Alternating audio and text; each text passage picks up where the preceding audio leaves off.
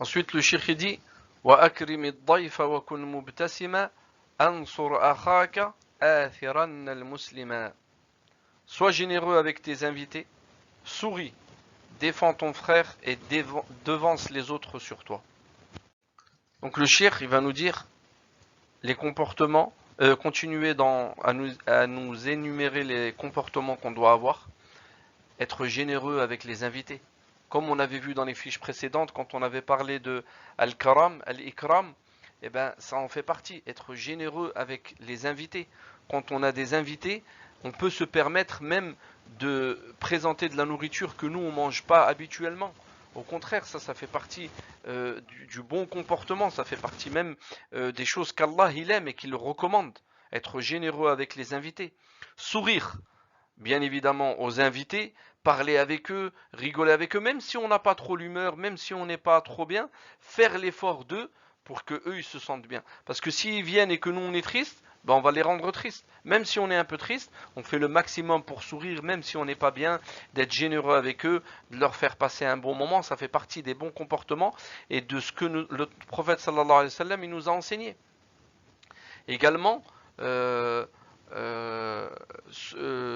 défendre l'opprimé. Non, pour revenir au sourire, sourire aux invités, mais sourire de manière générale.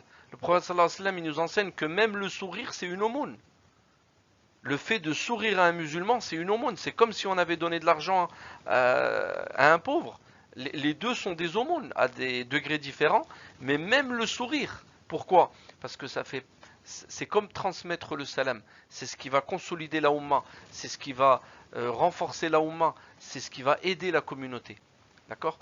Donc, ensuite, il dit défendre l'opprimé. Comme on avait vu, quand on avait parlé du courage, on avait donné cet exemple-là. Défendre les opprimés, il faut être courageux, il ne faut pas avoir peur. Il faut défendre. Ce qui doit arriver, il va arriver.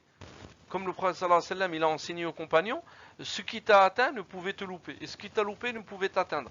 Donc moi, je dois faire ce qui est bien. Voilà. Si quelqu'un, je le vois, il est en difficulté, je dois le défendre. Je ne dois pas, surtout pas participer à ça, mais je ne dois pas non plus être passif et laisser faire. Non. Par exemple, comme on voit maintenant, malheureusement, dans l'actualité, beaucoup de harcèlement à l'école. Je ne dois pas laisser faire. Si je suis au courant, je dois essayer de l'empêcher, sinon avertir les adultes. Et là, il va donner un caractère qui est parmi les plus nobles. Se priver pour donner aux autres. Ce qui est très difficile. Quand j'ai et je donne, c'est quelque chose d'assez facile. C'est pas donné à tout le monde, mais c'est quand même quelque chose de facile. Parce que par exemple, j'ai 2 pains au chocolat. Eh ben c'est facile, j'en donne un et j'en garde un. Mais admettons, j'en ai que un.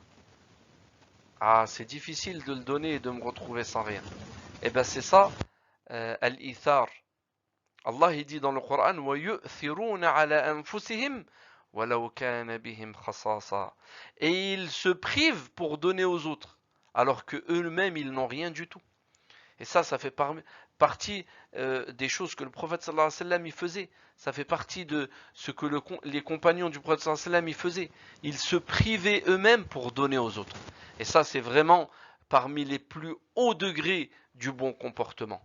Même si moi, je n'ai pas assez pour moi, eh ben je me prive. Je n'ai pas assez pour donner aux autres, eh ben je me prive, moi, pour pouvoir donner aux autres.